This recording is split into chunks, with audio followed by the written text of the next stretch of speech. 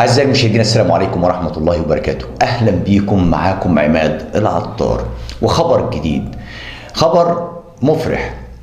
أنا عارف إن في بعض من الشباب وبعض من النساء وبعض من الشيوخ وبعض منكم بياخد الموضوع برضو بطريقة كوميدية، بس والله خبر مفرح جدا جدا جدا.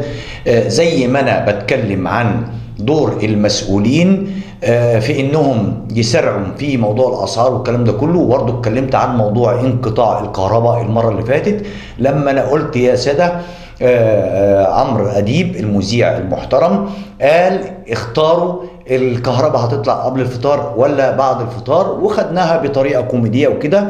وانا طلعت واتكلمت وقلت يا ساده ان موضوع النور طبعا في رمضان ده مشكله كبيره وكده.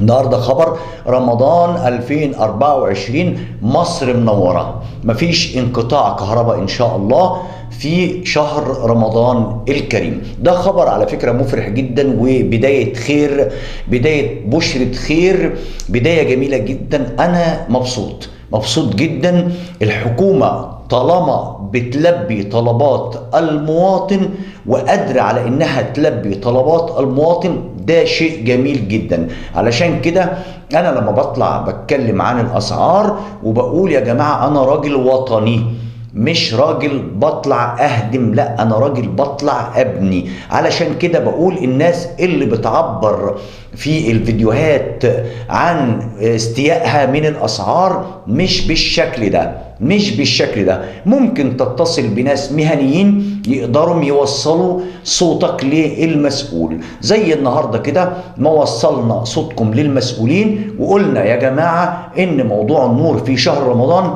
هيبقى موضوع قاسي جدا، لان قبل الفطار طبعا في تحضير فطار وفي خلاطات وفي والكلام ده كله. بعد الفطار بيبقى في صلاه تراويح وبيبقى في سهره جميله وحاجه طبعا كلنا بنحبها. وافق مجلس الوزراء المصري خلال اجتماعه اليوم على وقف تخفيف احمال الكهرباء خلال شهر رمضان.